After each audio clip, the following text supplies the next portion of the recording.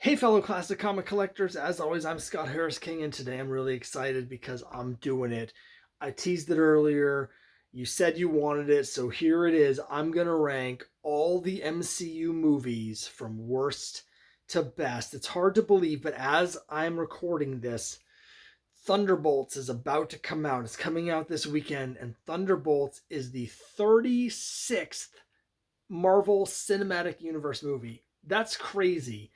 Marvel pretty much pioneering the idea of this shared interlocking universe of movies, and now they're up to the point where there are 36 movies coming out and more to come because Fantastic Four is coming out later this year as well. So that's crazy. I remember going to see Iron Man, the first MCU movie in 2008 in the theater and just loving it and being beside myself in the post-credit scene where they teased the formation of the Avengers. So I was so stoked for that. And here we are 17 years later and there's 35 MCU movies. So they're averaging basically 2 a year.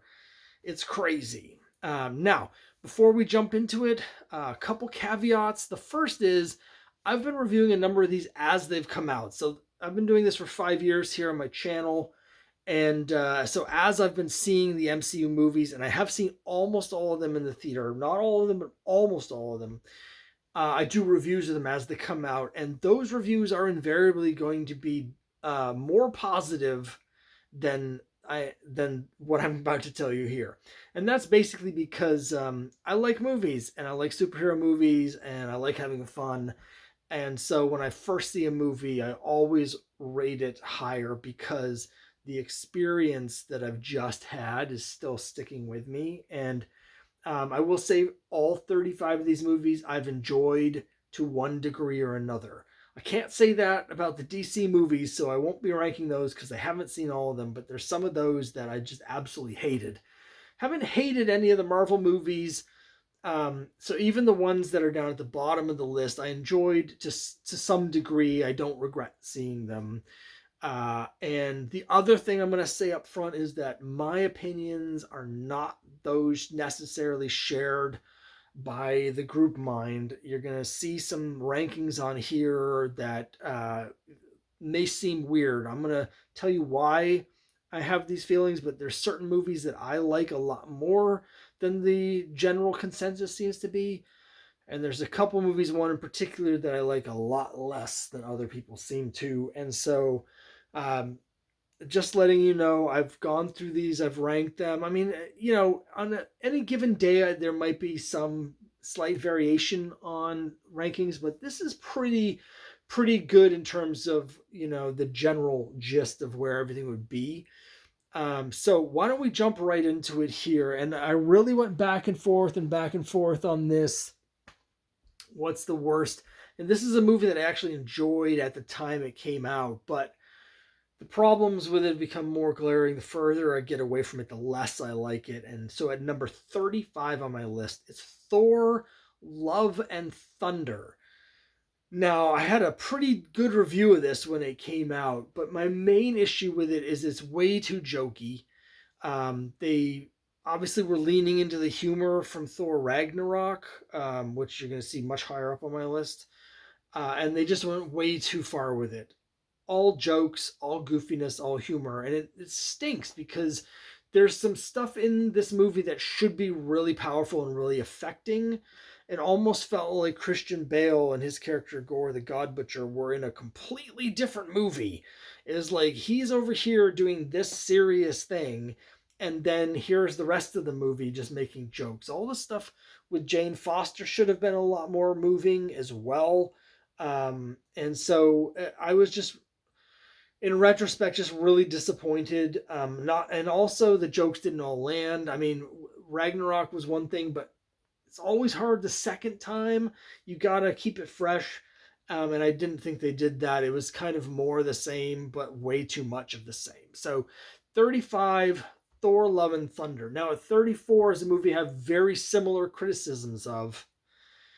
It's the third movie in a franchise, but the only one so far that's been in the MCU, and that is Deadpool and Wolverine. I have that at number 34. Now, I know a lot of people really enjoyed that movie, and I kind of enjoyed it at the theater. That was one of the least enjoyable experiences I've had for any of the MCU movies, I have to say. I'm not a fan of Deadpool. I like him actually more in the movies than in the comics, but I'm not a big fan of the character.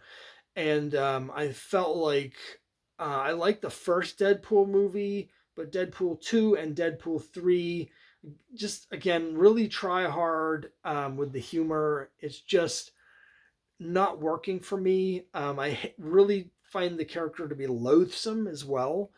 So I'm not rooting for the character, and I just didn't find it as funny. Yes, the cameos were cool, bringing back characters from old pre MCU movies and sort of bringing them into the multiverse. And that was fun, but that's sort of a nostalgia fun. It's not like an actual like. It's not because the movie was good. It was because it was all fan service. The reason I have this ranked in 34th and not in last is solely down to Hugh Jackman. It's Deadpool and Wolverine, and this version of Wolverine, who's a new version of Wolverine, is carries the movie. Hugh Jackman's fantastic in it, and his serious character arc stuff with Wolverine um, is delivered a lot better than anything in Thor: Love and Thunder ultimately, and much better than anything to do with Deadpool in this movie. So it shows how good Hugh Jackman was as Wolverine, and in comparison, when he's on screen with Deadpool, it shows you what an absolute dumpster fire of a character Deadpool is by comparison. So Hugh Jackman doing a lot of lifting. It's worth seeing for his part of the movie and pretty much not for anything else as far as I'm personally concerned. Number 33, a movie I really disliked, even though I went into it expecting to think it was incredible, because it's exactly what I was looking for. It's Doctor Strange in the Multiverse of Madness is my number 33. I love Doctor Strange. I really like the first movie. I love multiverse storylines and alternate universes. And so I went into this expecting to be blown away and really love it. Instead, I really disliked it. I strongly disliked it for some of the same reasons that I disliked Deadpool, which is the moral compass of it all. Uh, I really disliked the use of the alternate universe versions of heroes as just murder porn. I mean, that's basically what it is. It's the same reasons I hate stuff like Marvel Zombies and really so much stuff that's come out over the last 20 years in comics where the whole purpose is to watch your favorite comic characters get murdered, because apparently we're at the point where these characters have been around for so long that everyone's bored of just good stories with them. They want to see them actually get horribly murdered. For some reason, people get a thrill out of that. I don't. I really dislike the whole sequence where the Scarlet Witch kills everybody in all the alternate universe heroes. I also thought it was really chumpy. I hate it when they take established characters and in order to make a different character look powerful, they just have that character steamroll the other characters.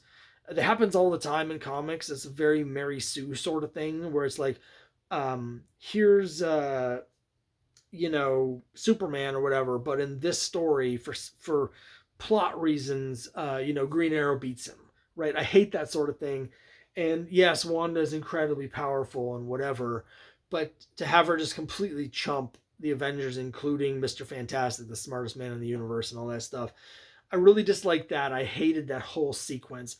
I also, I mean, this isn't about the movie per se, because I think the movie handled this okay, but the fandom aspect of people reacting to this movie, I've seen a lot of people that want Wanda to come back and the Scarlet Witch to come back, have some sort of redemption. Sorry, no. She's beyond redemption. She's a straight up villain, like a horrible villain, basically just wiping out people left and right because, she wants to find some alternate universe where her children are still alive, and then she wants to basically kill the people there and just kidnap them and force it. Like, it's horrible. She's just murdering everybody, and it's a straight up villain. For me, it's the same thing as the Dark Phoenix storyline, where the editorial forced them to kill Jean Grey because what she had done was irredeemable when she blew up the planet in a previous issue. That's how I feel about this. I do not want to see Wanda.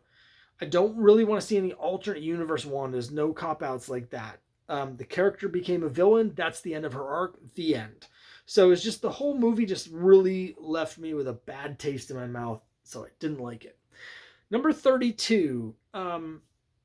Went back and forth on this. Ant-Man and the Wasp: Quantumania. Actually, most of this movie I really enjoyed.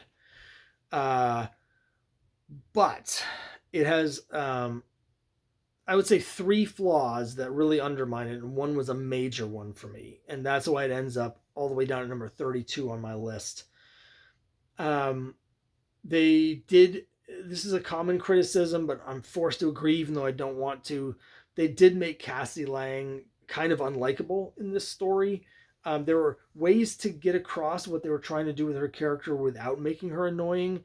And the last thing anyone wants to see in a movie is another annoying teenager. But for some reason, all teenagers in movies and television shows have to be super irritating. So I really didn't like the way they handled her. Some of the humor was a little too far, particularly the version of MODOK. Yeah, it was kind of funny, but it was a cheap funny. And so that didn't work for me. But the big one, I think everybody knows, it was the way they handled the end of the story with Kang. They're trying to set up Kang as the big bad for the entire MCU, and instead they make him just look like a chump. And the final fight with him and Ant-Man just made him look like an idiot, and it was so disappointing after they'd built him up so much in the movie. I think the way that movie needed to end was with Ant-Man dying. Ant-Man sacrificing himself to like close the things so Kang couldn't get out of the multiverse, this version of Kang, whatever. That's really the only way to keep Kang feeling like a big bad guy, is if he actually wins and there's a sacrifice, and that's the end of Ant-Man. That's how I would have ended it. They wrote themselves into a corner, and then they chose the dumbest way out of it. So even though I really liked probably 90% of that movie, and I actually really liked the way they portrayed Kang up till the end, it was just such a crappy ending. They needed to be the writers of Avengers Infinity War. They needed that feeling, and they failed completely. So that's where I'm at with number 32. So 31, I'll be short with this one, is Thor Dark World. Now, a lot of lists still have Thor Dark World at the bottom, but for me, it's not quite at the bottom because it doesn't irritate or disgust me the way the four movies I have below it do. It also doesn't do anything else for me. So I think that's pretty much why it's at the bottom of most people's lists. It's long, it's boring, it's kind of visually muddy, and it just sits there. It just like sits there like a bad meal weighs your stomach down, and you just feel bloated and gross afterwards. It's just kind of the most nothing of all of the Marvel movies. So there's really nothing great to say about it. 31 for me. Number 30, I have Incredible Hulk. And for similar reasons, one thing that some of the early MCU movies suffer from a little bit, and you can really tell it more in the movies that didn't quite work as well, is much smaller budgets at the time than they would have later once things became popular. Incredible Hulk was the second MCU movie, and it was fine, but it just didn't really deliver. They were going to try and capture the feel of the classic TV show from the 70s, but they did it a little too much, where it kind of felt like it didn't feel real cinematic. It felt more like a TV movie sort of thing. It also suffers because, of course, they had to recast some of the characters for future versions, particularly the Hulk himself, Bruce Banner. And so, yeah, it's just whatever. It's not bad. It's got that early feel, like they hadn't really honed what they were doing in the MCU. Some of the special effects weren't up to the standards that we later associate with the MCU, so it's still a little bit like early 2000s CGI sort of thing, and so it just wasn't that great. Okay, numbers 28 and 29 I'm going to bundle together, and I know this is going to be really controversial for a lot of people, but I have at 28 Guardians of the Galaxy Volume 3, and at 29 I have Guardians of the Galaxy Volume 2. And I really like the first Guardians of the Galaxy. You'll see how much I liked it when we get to that point much further up the list, because I really enjoyed the first one a lot. But the second one, I felt like all the we'd seen all the jokes before, the humor, the type of humor that James Gunn sort of style humor. Once we're keyed into it, it just doesn't work as well. The first one was a big surprise. Second one, it was like it's not a surprise. It's just like I see your jokes. Okay, sure. Um, and I wanted it to be better because of the relationship stuff with the fathers, the sons, and like things like that, and surrogate fathers. Like all of that, I get, and it should have been more powerful than it was, but it was undermined by just being like really heavy-handed in the delivery. So there's times where the characters were literally just saying the subtext. They were just saying it, like the part where Yondu tells Rocket, "You're me." Like they're literally just it's exposition where they're telling you what their character arc is. So that didn't work at all for me. The third one, it was touch and go. Which of these I like least? So you could kind of reverse them in either order. Third one is really long, bloated, too many subplots. I appreciated that they didn't have this new version of Gamora get together with Star-Lord, but Star-Lord was kind of like a kind of a creepy, clingy, stalker-ish sort of ex-boyfriend, like jerk through most of it, and so it was really off-putting. And this version of Adam Warlock was horrible, and uh, it just really went on and on and on as well, with lots of different like battles and stuff. It's too much fighting that didn't mean anything, and the stuff with Rocket was pretty good, but again, in the same way that I didn't feel like the emotional stuff from the second one landed. It was just in the middle of a bunch of muddled nonsense, and so it just didn't have. They really should have trimmed things down so you could focus on the important stuff, and they didn't do that. So those for me, just not great, just not great. Now number 27 is a movie that most people seem to hate, and that's Eternals. Yes, I'm putting Eternals above all the ones I previously mentioned.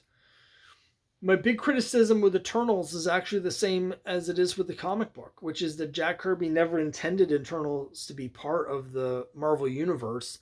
And when sales weren't great, editorial forced him to bring in these elements of the broader Marvel Universe into a story where they didn't really fit, and it kind of derailed the series. And the concepts behind of the Eternals have never really worked that well in the Marvel universe, I don't think. Um, and so as a result, we get the same thing in the movies. Like the concept behind Eternals and all this stuff is pretty interesting, and is let down by the fact they have to tie it into the Marvel universe, and that people going into it have an MCU expectation for what the movie's going to be, which it doesn't satisfy. It's really about these people that are immortals, and how they do or don't fit into human society. It's similar thematically, if you think about it, to the original Silver Surfer stories, from when Kirby originally created Silver Surfer, where it's about an alien who doesn't really understand humanity, but is fascinated by humanity, and by interacting with humanity is changed and sort of discovers his own humanity. That's what Eternals is about. Yeah, but it's not an MCU action movie. It's much more of a character. So the pacing is much slower and all that stuff. And I don't mind any of that. It just feels like a really weird fit. And every part that they tried to fit it in with the MCU just didn't really work. In particular, I've never of all the like post-credit scenes and teasers that all of these movies have had, the one at the end of that with Pip the Troll and and Star Fox. Oh my God, the tone of that was so completely opposite everything in the movie we just saw that it really, really irritated me. It was just like you have at the end of all of that, you get stuck with this scene where there's like connecting that stuff with these like idiot frat boys in space, and it just is like whiplash. It was bad. So Eternals kind of shouldn't really be part of the MCU. It would have been better if it wasn't. It would have been a better movie, and I think everyone would have enjoyed it more if it wasn't supposed to be part of this broader thing. That it's a puzzle piece that doesn't fit the puzzle.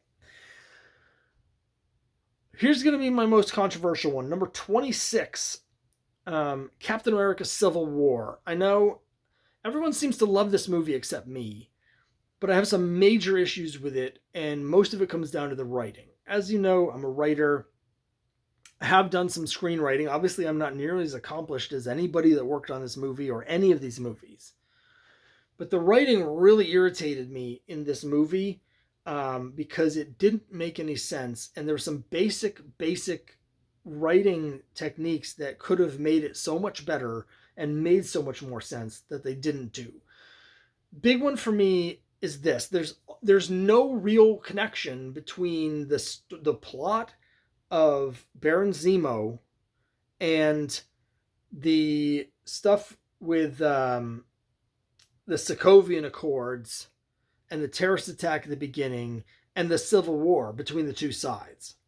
They're unconnected storylines.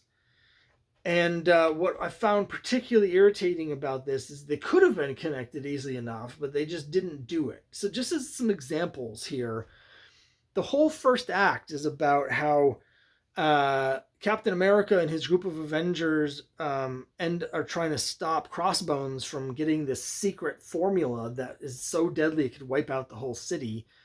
And as they're doing that, an accident happens and a bunch of people from Wakanda are killed, right? So that's the whole first act. And that sets off this big thing with the superheroes and the Sokovian Accords, and then the two parts of the team, they sort of split and they're arguing about like what the team should be and stuff like that. Fine. What does that have to do with Baron Zemo? Nothing. It has nothing to do with Baron Zemo. Who was Crossbones working for? Doesn't matter. What was the thing he was getting? Doesn't matter. He was getting this incredibly dangerous thing for somebody for clearly a terribly nefarious purpose. Doesn't have anything to do with the rest of the story. Why? Like, why not? It would be so easy to have it that he was working for Baron Zemo, and this was something that Zemo had set up to try and drive the wedge. If Crossbones, for instance, didn't know that he had a bomb on him, and Zemo is the one that activates it and blows up the Wakandans because it's all part of his trap, that would have been so much better. But instead you have this instigating thing that instigates the split, and then Baron Zemo's whole plan is to get the Avengers fighting with each other. Except they're already fighting with each other before he does anything. So actually what he does is completely meaningless in a plot perspective. And then skip to the end, and it's like there's this elaborate thing where they think, oh, there might be super soldiers in this secret bunker warehouse and all this stuff, and Captain America goes there, and then Iron Man goes there, and it leaks this stuff, and so they face off there, and it turns out that actually the whole thing there was a red herring ruse to get them to come there so that Baron Zemo could show them this video that shows that Bucky killed Tony's parents.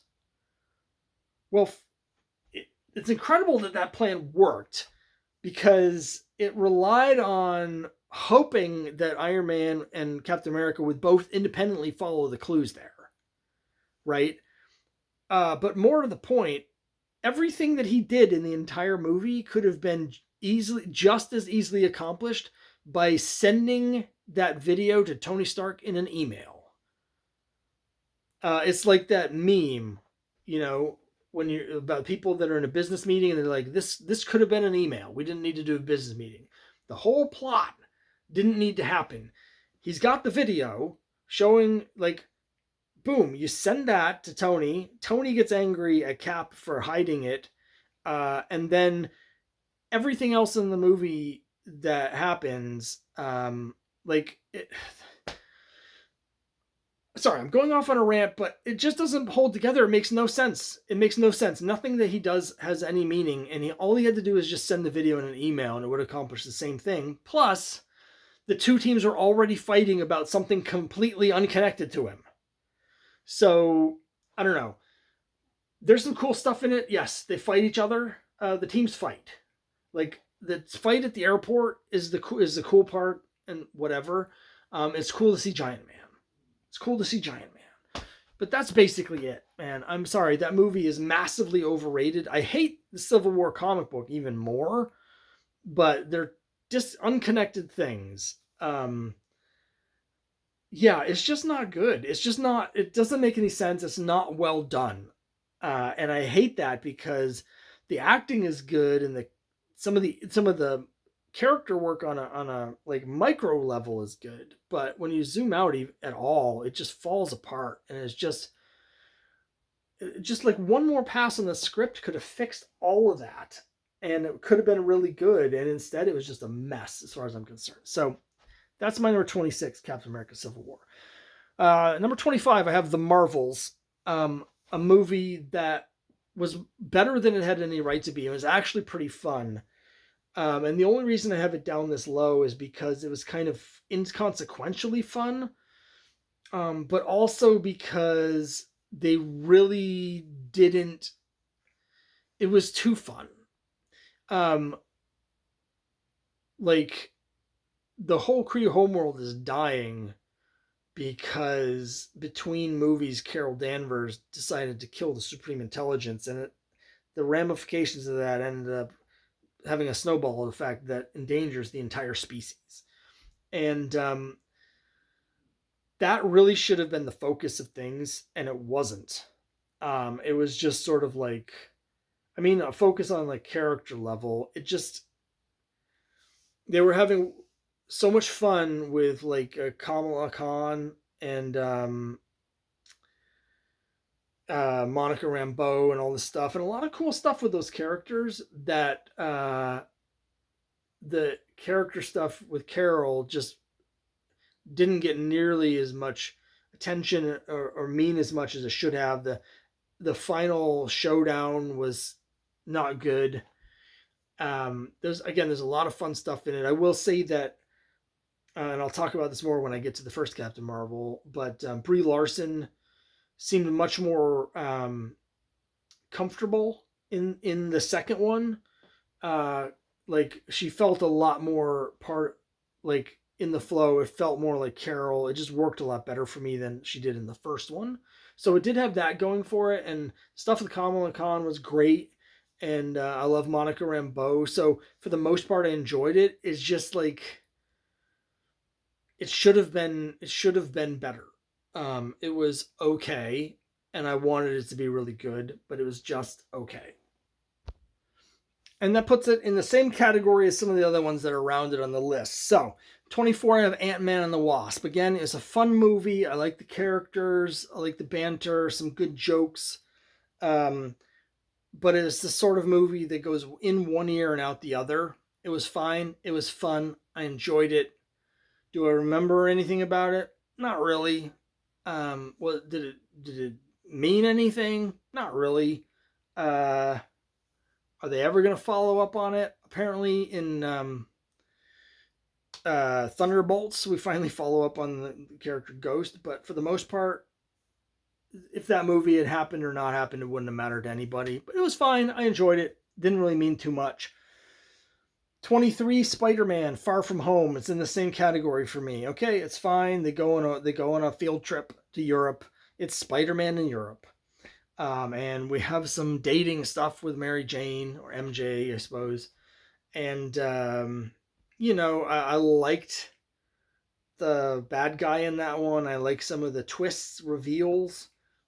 But at the end of the day, it's sort of like, yeah, it's a fun Spider-Man thing, but like if it was a comic book, it would be one of those issues where you read it and it's fine, but when you're like rereading stuff, you know, here's a big story that stands out. Here's a classic story, and in between, there's this thing that's just sort of like, oh yeah, that was fun. I guess that was fun. It had Mysterio in it. That was cool. But like these other movies in this area on the list, whatever. 22, I have Captain America: Brave New World. Now I just did a video on this because this is the most recent one that I've seen, and this was one where, unlike those, they were trying to do a lot more, I think. And the reason it ended up this low on the list is because they didn't fully commit to it. There was a lot of potentially interesting political messaging, and like they had several things that they were trying to say, or it seemed like they wanted to say, and they suggested things about it, but then didn't follow through. It was like they had an idea for what the movie should be about, but then they remembered that they're doing a big mainstream blockbuster and they don't want to alienate anybody. So instead of following through on what this movie's actually about, they decided to just, have some CGI fights instead and just back away from it. And it felt like it was scared, making movies scared. It was scared movie making, which meant it wasn't good storytelling. So there's a lot of really good potential in it, but it didn't really live up to that. And then the ending was kind of like, the stakes weren't really there. Sam had already stopped World War III from happening at the end of Act 2. So when you get into Act 3 and it's just like, oh, there's a Hulk smashing the city, the stakes are much lower because he already stopped World War III. They had written that in a way where stopping the Hulk was also going to stop World War III. I mean, the stakes would have been a lot higher and it would have felt more cinematic. There's some good character stuff here, but weirdly, the main character of the movie was actually Thunderbolt Ross. So, in terms of what the character development, it was about Thunderbolt Ross. So, I wanted it to be a lot better than it was because it had the potential. It had everything it needed, and it knew what it needed to do to be good. It just didn't do it. So that was kind of a letdown. 21, I have Thor. I would say of the first wave, Thor is kind of the most meh for me. It was okay. It's a movie that you can definitely see the lower budget from the beginning stage of the MCU before everything took off and they had all these, super blockbuster hits. Particularly in the scenes where he's fighting the Destroyer and he's in this little town in the middle of nowhere, and it feels like a movie set. Whereas like those aren't real buildings, It's like they put him out in the middle of nowhere because they didn't have the budget to have that fight take place on Manhattan, So that was just it was fine. It did its job. And it was well constructed, but I don't know, it just was sort of okay. And also, I love Natalie Portman and everything, but honestly, her as Jane Foster is fine, but I don't really see the relationship. It wasn't there for me, the chemistry between Chris Hemsworth as Thor and Jane Foster. I just wasn't getting it. So that's across the board in all of the Thor movies. Number 20, I have Iron Man 2. Iron Man 2 is a movie that had two big issues for me. Or one big issue, depending on how you look at it. And that is, the parts that I liked the best were the parts that messed the movie up. Because the movie's like 2.5 hours long, and a half hour of that is just stuff they sort of squeezed in there to set up the Avengers. So the stuff with the Black Widow and the stuff with Nick Fury and all of that stuff, it really felt like secondary to what the story was about and everything, but they needed to get it in there to set up Avengers. And as an Avengers fan, that was the stuff that I was really the most interested in. But I recognized even as I was watching it in the theater, I was like, this stuff is great, but it doesn't really, it's just distracting from the story.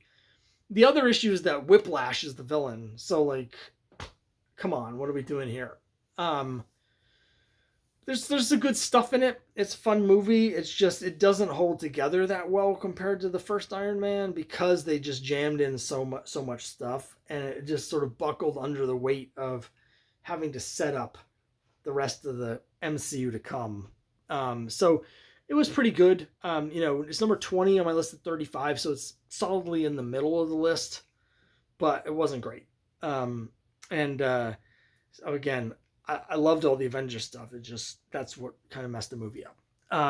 Number 19, Black Widow is a movie that I think kind of gets a little bit of short shrift. Like it's hated on more than it should have been. It's actually a quite solid movie, I think, and I really like the character stuff with her and with her family, her sort of dysfunctional family. I really liked all of that. Um, and it had some interesting things to say, actually, but it was massively undermined by the fact that the character had died before the movie came out. I mean, that's just stupid.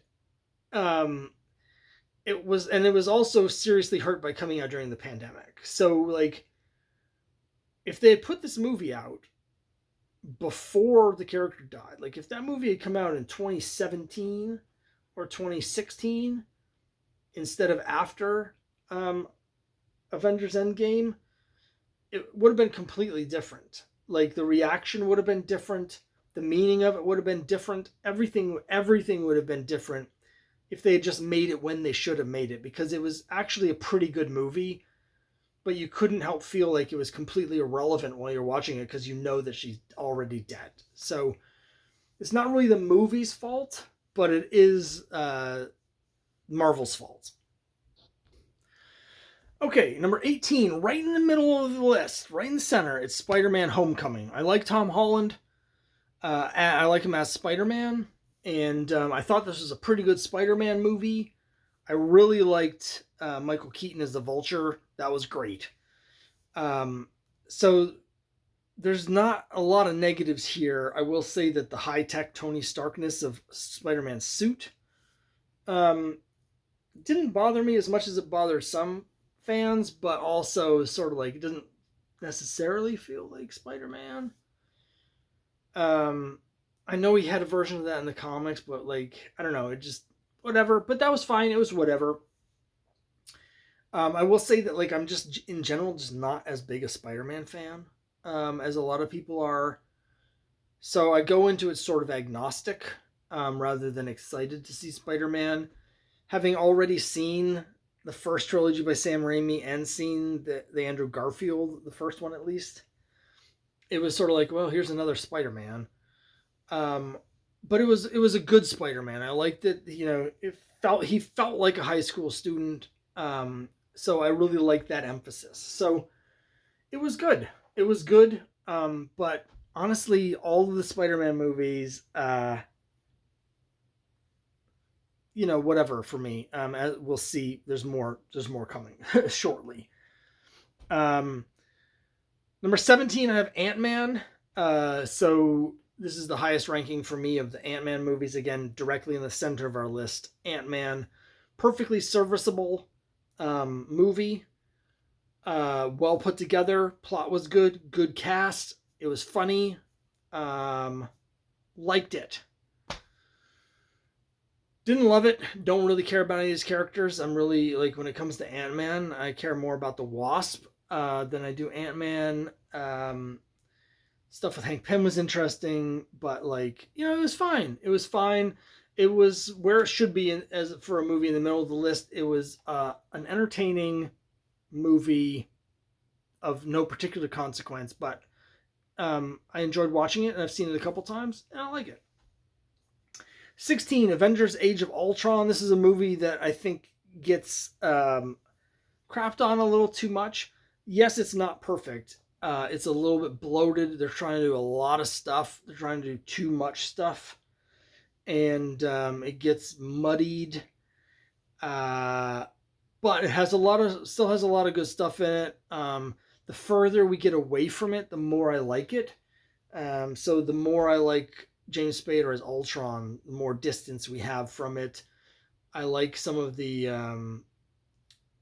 ethical questions that they get into, and then sort of don't really explore as much as I would have liked because it's a big superhero action movie. They have such a huge ensemble cast that they just don't have space for a lot of stuff. I'm a big fan of the Vision. I really like this version of Vision. And again, it's setting up a lot. It's trying to do a lot for the whole MCU. And so because of that, it wasn't nearly as tight as the first movie was. But but it's better than people think it is. People thought it was at the time. Again, the further we get away from it, the better it looks. At 15, I have Spider-Man No Way Home. Now, this was for me the best of the Spider-Man movies. The most fun part of it, kind of like with Deadpool and Wolverine, was actually the cameos from the alternate universe Spider-Man. But they did tie that in a nice way with sort of the emotional death of Aunt May. I liked how they had that twist on the death of Uncle Ben, and how it tied in with how the character work tied in with the fun parts, which is the people from the other dimensions. One thing that I can't stand about Peter Parker as a character is the Parker luck, where whatever he does, it always backfires, and he always is put in a position where he has to make a bad choice that makes his life crappier. I hate that in the comics. In the comics, Peter Parker is just flat out a huge loser. He's an absolute loser. I didn't like them bringing that aspect into the character here. Nobody remembers who he is, and like everything, in order to save people, he has to like sacrifice everything, and I don't know. It gets tiring. It also got kind of muddied in terms of what this multiverse stuff means or does or how it works, because what they were doing in here doesn't necessarily fit in with the multiverse stuff they're doing in the other movies. Like Doctor Strange had two different multiverse movies that came out very close to each other, and there was somehow no connection between them. That was weird. I forgot to mention that when I talked about Doctor Strange and the Multiverse of Madness, but like, why wasn't that referencing this as opposed to completely ignoring it? It just didn't make any sense. But this is a fun movie. I just don't rate any of these Spider-Man movies as high as a lot of people do. I think they're fine, but not great. It was really nice to see the previous Spider-Man, though. That was fun. But again, it was sort of a real fan servicey fun. And that's something that I rarely feel is earned. Okay, 14, Black Panther, Wakanda Forever. I went back and forth on where to put this on the list. It was struggling with a lot of things that it had to do that nobody wanted it to do. So that's first of all, is everybody loved Chadwick Boseman, and the movie was put in a position where you had choices of like, don't make the movie, recast, which some people want to do, but not me. Like, I think if they eventually recast him after Secret Wars, when all the multiverses come together, that would be okay. That would make some sense because they've set that up. But I don't think you can recast him after this. And so the third option is to do what they do here, where they made a movie about the character's death and the actor's death. It's about loss. And that makes it very heavy and dark and not fun. And so I think a lot of people didn't like it because they didn't want to have to watch that movie. I think everybody would have been so much happier if Chadwick Boseman hadn't died, and they could have made what they were planning originally to make with the second Black Panther movie with him in it. So I think like there's just a feeling like nobody wanted this. Um, but there's a lot of really good stuff in it. They did a really good job with that story that they didn't want to tell. I am also in a what appears to be a tiny minority, but I really like the stuff they did with Namor the Submariner. My wife loved it. She has Native American heritage, specifically the from Mesoamerican, from down in Mexico. So she loved it. She loved seeing that. The representation means something to people. And particularly in Black Panther, I thought it was a perfect way to do it, because the way they did the character is a really interesting parallel to Black Panther and Wakanda and their story of their nation. So I really liked Namor in this movie. Um, what I didn't like actually was, again, and this is a recurring theme you've seen in all of my reviews, is where they're laying the groundwork for other MCU stuff that doesn't have anything to do with this. And in this case, I'm talking about Ironheart and Riri Williams. Don't have anything against the character, but she felt really shoehorned into the plot here, in a way that wasn't that organic, and just detracted from what was a really important, um, very personal story of loss. Uh, so, you know, it was tough. I thought the movie was well made, but there were some missteps. And ultimately, it was like people felt like the everyone working on it was making it as a tribute to Chadwick Boseman, which is great, but you could feel the burden of it. Nobody was enjoying themselves making that movie, and you could feel that too. So I thought it was good. It was just it wasn't what anybody wanted, and it just could have been better if circumstances had been different. Number 13. Here's an underrated movie. Everyone poops on the last, um, phase, and most of the movies from the recent phases are on towards the bottom of my list. But Shang-Chi and the Legend of the Ten Rings, for me, number 13, is actually a really fun movie. I really like it. Uh, it has almost nothing to do with Shang-Chi from the comics.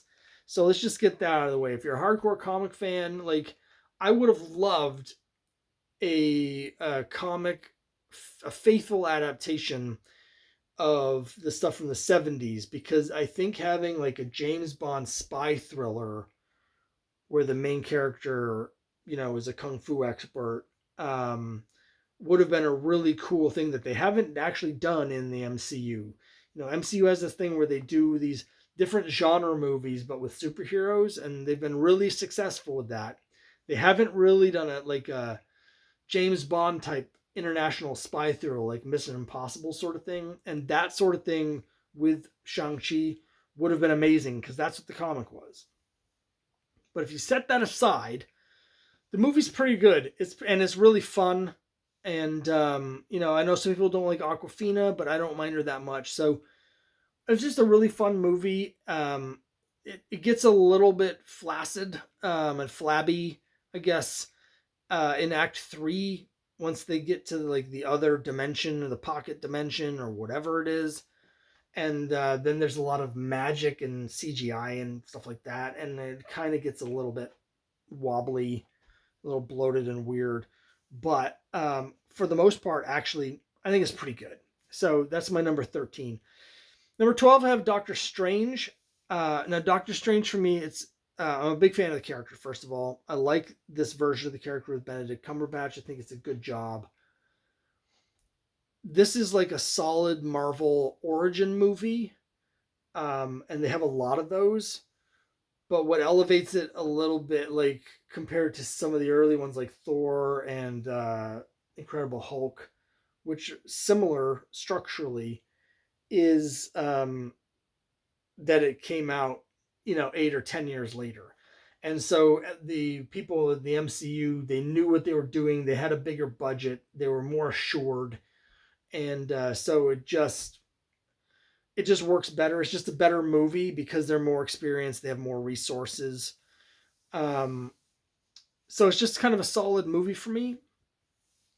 Um, Solid enough to be in the top third of my list at number 12. Um, yeah. Number 11, I know this is going to be controversial. I have Captain Marvel, another origin movie. And I'm going to get this out of the way right away. I hate to say this because at the time, and even still years later, everyone is just like the toxic fan base just ripping Brie Larson is ridiculous as far as I'm concerned, and everyone like review bombing the movie before it even comes out and all this stuff. It's just the worst of fandom. Having said that, Brie Larson's performance is the worst part of the movie. She just doesn't seem like she's in the same movie as everybody else. Her decisions, her choices for how to play the character, she just doesn't feel right.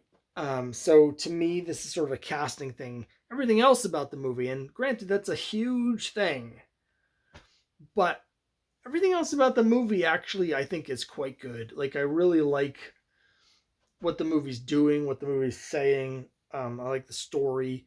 Like it's really, if you haven't seen it since it came out, watch it again because it's actually really good if you can be okay with how Brie Larson has decided to play the character. So obviously, I'm okay with that enough to have it at number 11. I'll say my wife likes it a lot more than I do. So it wouldn't be like her top movie, but she would have Captain Marvel probably up there in the top 5. She really likes that, and that's the audience that the movie was aiming for. She loved it. So um, I liked it enough to have it at number 11. But yeah, I think it's sort of like, it's weird. The criticism was unfair because it wasn't coming from a place, it wasn't coming from an honest place of reviewing her work. But even though it was unfair, it unfortunately was also accurate. So, um, yeah, a little bit of a mixed bag. But here we are in the top 10. Number 10, I have Captain America, the First Avenger, one of the first of the MCU movies, and a great, great origin for Captain America. I will say the reason that it's only number 10 and not higher is because I think the first half of the movie, which is the origin of Steve Rogers becoming Captain America, is fantastic. The second half, once he's Captain America and he's actually fighting bad guys, and then the plot kicks in, it becomes kind of paint by numbers, and that's where I think you kind of see a little bit of the lower budget for the early movies. It just doesn't have the scope and the feel of being as big as it could. But it's a kind of a minor complaint. It's still good. It's still cool. It's cool to see the Helen Commandos, for instance. The stuff with the Red Skull is fine.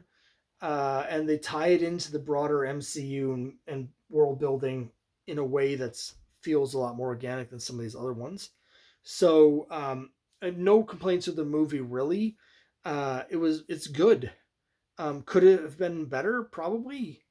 But what we have is good, and I don't really have any complaints. Plus, Agent Carter, fantastic. So Peggy Carter, great, great. So yeah, really good movie, and I loved Chris Evans in it. I had just seen Sunshine before they announced this, the casting for this, and I saw that, and I was like, oh, Chris Evans would make a great Captain America. If you see that movie, you'll know why. Just perfect. Number 9. Here's another controversial opinion from me. I have Iron Man 3. I think at the time it came out, from the hardcore fandom, things got overshadowed a little bit because of the twist, where it turns out, everyone is expecting the Mandarin, and it turned out that the Mandarin was actually just an actor pretending to be the Mandarin, and then the actual bad guy was this other arms dealer and had to do with Extremis. So people thought they were getting one plot and they were getting a different plot. The hardcore people were really upset because, you know, they wanted to see the Mandarin and stuff like that, and they felt like, you know, the people at Marvel should have been doing more fan service, I guess, and listening to them. There's an expectation because Marvel's been really good about for most of these characters in delivering a pretty faithful adaptation, but I think that overshadowed the actual movie, and I think this movie is quite good. The thing is, it's not a movie about Iron Man; it's a movie about Tony Stark, and so, which is made obvious by the fact that at the end of the movie, he's basically like, "I don't need to be Iron Man." In the first movie, he needed to be Iron Man, and it ends with him saying, "I'm Iron Man." The end of the third movie, he's saying, "I'm not Iron Man. I'm Tony Stark." Um, Now, problems with that are that in the next movie, he's just back in the armor and they completely ignore all the character development in this film and just chuck it right out the window with no explanation. But that's not this film's problem. I think as a character study of Tony Stark and the post-traumatic stress that he had from the events of Avengers is excellent. I think it's really good, and I think some of the like expectations and marketing stuff around the movie got the fan base upset in a way where maybe people weren't able to experience it with they weren't able to really go into it without these expectations. But if you watch the movie without expectations, um, I think it's really good. Now, number 8, I have Thor Ragnarok. I know it's a little divisive as well, and there's a couple things I really don't like in it. Like everyone else who's a fan of the comics and a fan even of the first two movies, I really dislike what they do with the Warriors 3. I thought that was crap. Like I really hated that, and I didn't like the Scourge subplot either. So let's get that right out of the way. Those are both misfires for me. But the rest of the movie, I think, hit a tone that I really liked. Yes, there was a lot of humor, there was some wackiness and stuff, but there was heart and there was action. And the first two Thor movies were so kind of heavy and plotting and kind of like with the mythology, and they just seemed thick. They just seemed like a burden. And this one was able to have a lightness to it and to the characters and the way it was filmed and everything that really made it exciting and fun to watch. And I just really enjoyed almost everything about it except for those two pretty major things, particularly the Warriors 3. Really, really dislike that. But I still have it in my top 10 here at number 8. Could have been even higher if they hadn't have done that. And obviously, as I talked about earlier, my bottom movie is the sequel to this, where Taika Waititi went way too far trying to capture the humor of this. But for this one off, really liked it. Speaking of one offs that I really liked, but that didn't like with the follow ups, for the exact same reasons, number 7, it's Guardians of the Galaxy. A real breath of fresh air. Wasn't expecting much from this movie. I don't think anybody was, and it was sort of a complete out of left field. Marvel's doing this movie with these characters no one's ever heard of. Even the comic fans have barely heard of this version of Guardians of the Galaxy. Like, why are they doing that? So you go into it with no expectations, and then it's like a super fun sci-fi action, caper, uh, really good humor.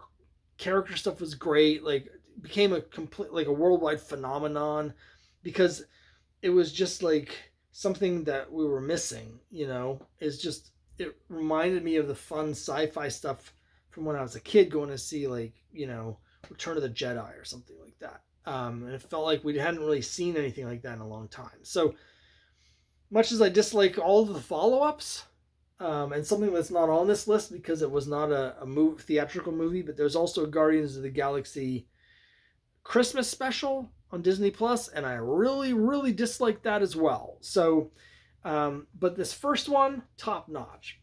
Number 6, Iron Man, the movie that started it all. Really enjoy Iron Man. Liked it a lot at the time.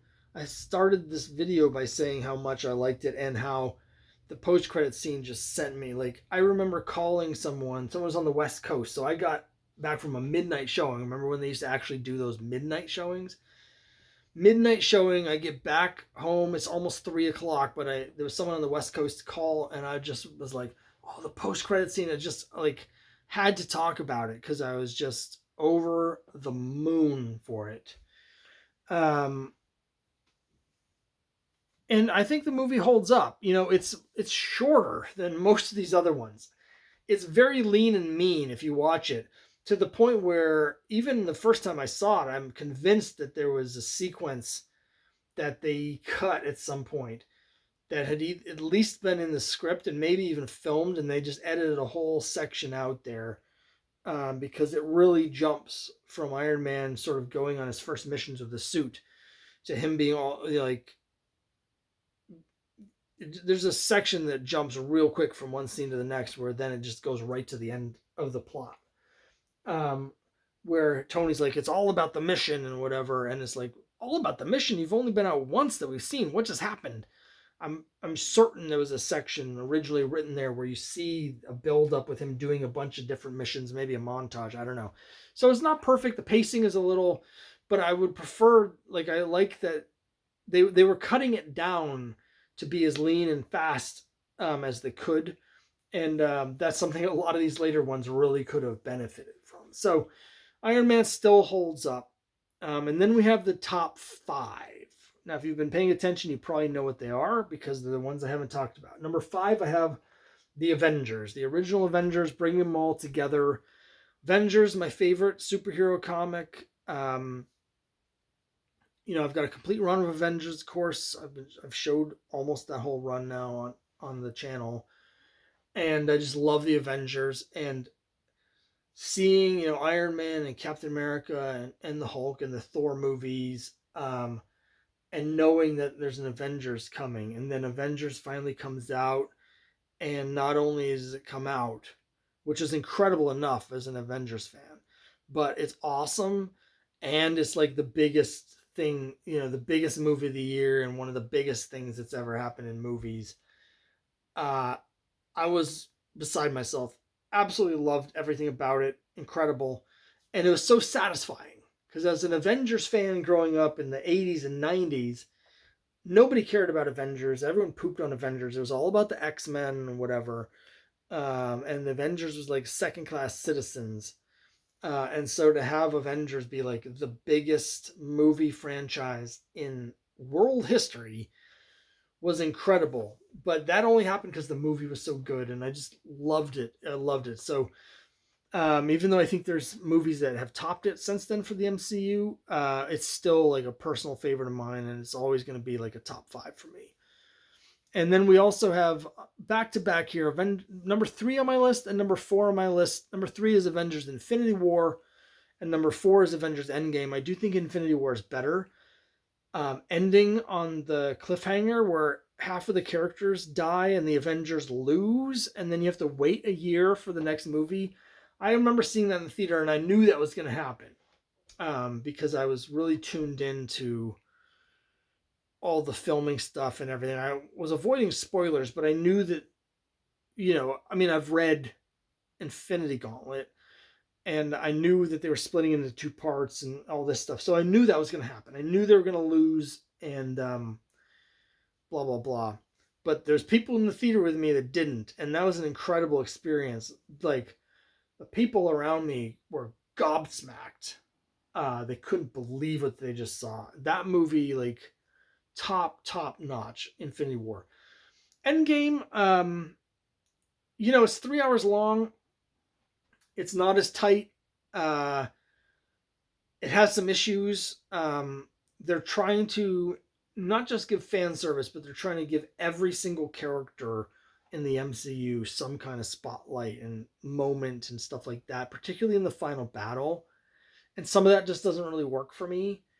So it gets a little bit bloated and a little bit like that final fight is a lot of like, let's showcase everybody. Let's give everybody their weird moments. The part where all the female characters come together felt so forced. And there's a couple other things in the movie like that. But for the most part, like, at that point there have been what, like 23 movies in the MCU, and you have this movie that's tying up the storylines for all of them all at once. And so there, it's an incredible task, and the fact that they pulled it off with a movie that was really fun, and they had all these references to previous continuities where they're visiting, going in the timeline to different other movies. Like, it was great. It was really great, and a great feat. So even though I don't think it's as good as a movie as Avengers Infinity War, as a capstone to the whole MCU up to that point, it did everything. And just a great experience watching those two movies. Top notch. So great. And now we're down to my top two. And these were easy for me because both of them do the same thing, which is I think they transcend the MCU. A lot of these MCU movies are fun in the context of the MCU. The worst of them rely on the MCU to lift them up. So there's some of the worst movies, you're watching them because it's part of the tapestry, and the cameos and the Easter eggs are what basically make it watchable. But the best of the movies, which are these two here, are actually movies that I think are dragged down a little by being in the MCU. Like, the worst part of both of these movies is the fact that they have to put in the post credit scenes and the Easter eggs and stuff to seed things for future movies, because both of these are movies that I think transcend being part of the MCU because they're just good movies by themselves. Number two, I have Black Panther. I think Black Panther is tremendous, start to finish. It's just top notch. I love everything about it: the acting, the designs, the message. Like, everything's great about it. If I had a nitpick, I would say that the ending fight gets a little too MCU superhero-y. It's like 30 minutes of people punching each other. So like, we don't need that much. The rest of the movie had been lean and mean, I think, up till that point, and then it gets kind of bloated with big fight scenes. We don't need that much, particularly because you always know it's going to come down to the one-on-one fight between these guys. We don't need to see so much of all the other crap. But that's a minor nitpick. It's a great movie, and again, I think it transcends the MCU. And they actually have very few sort of MCU things in it. Like, it's enough of its own separate thing. It's not bogged down too much by the world building that has to do. Um, it's just tremendous. And this is my wife's favorite MCU movie. She loves this movie, and totally agree. I think it's on a different level than everything we've talked about before. Having said that, my number one movie still is, from the time it came out until now, has remained my number one MCU movie, and I would love for something to be good enough to knock it off its perch, but so far, Black Panther is the only one that's come close, because that's a close second. But Captain America and the Winter Soldier, still number one for me. I mentioned previously about how Marvel does genre movies with superheroes. So they don't treat superheroes as a genre. They do other genres and they just have superheroes in them.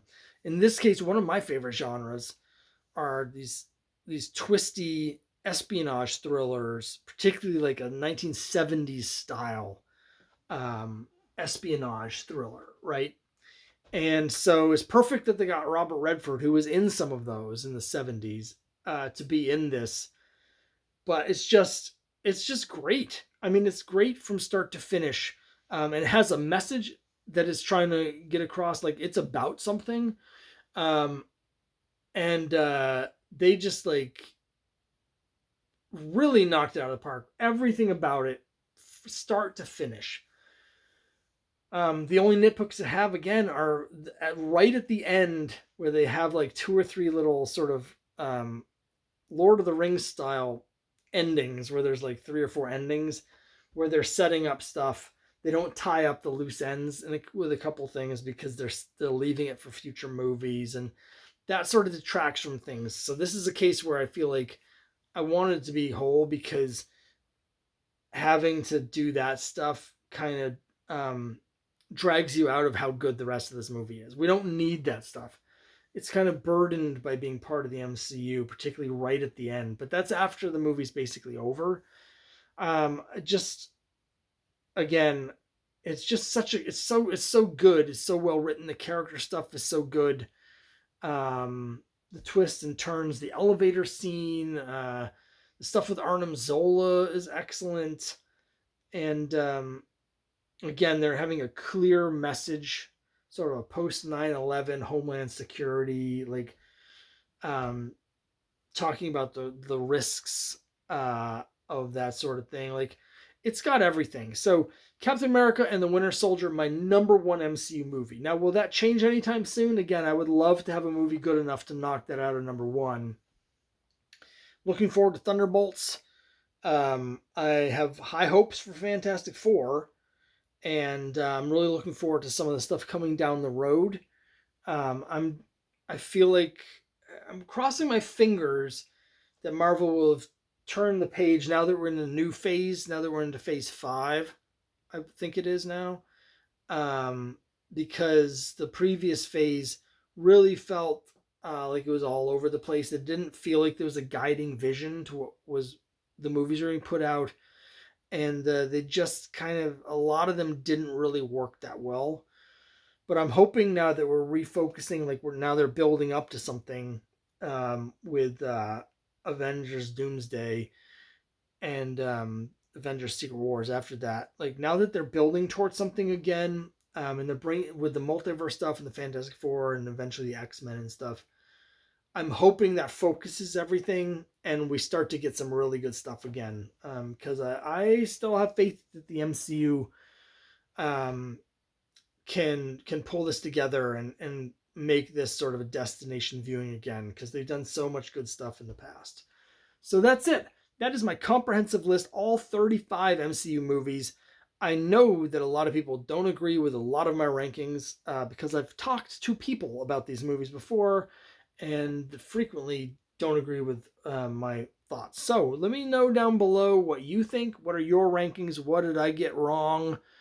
Why should I have actually put Deadpool and Wolverine last instead of next to last?